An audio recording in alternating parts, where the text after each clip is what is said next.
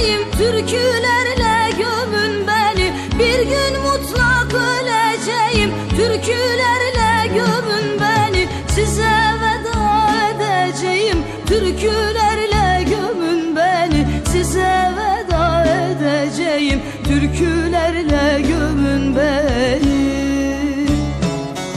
Sazımı asın duvara, yalnız kalsın bahtı kara. Vasiyetim tüm dostlara, türkülerle gömün beni.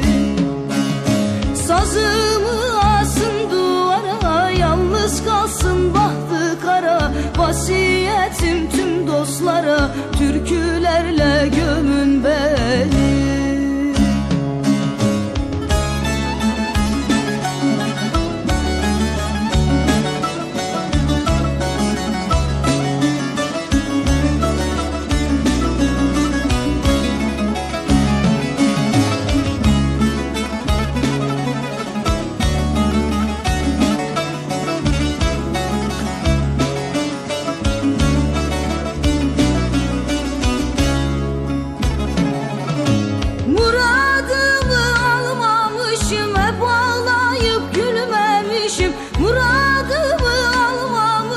Hep ağlayıp gülmemişim, ağlamasın dostum eşim. Türkülerle gömün beni, ağlamasın dostum eşim. Türkülerle gömün beni.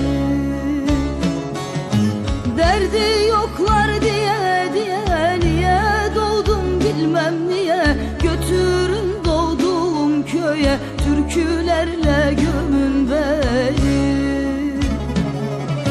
Derdi yok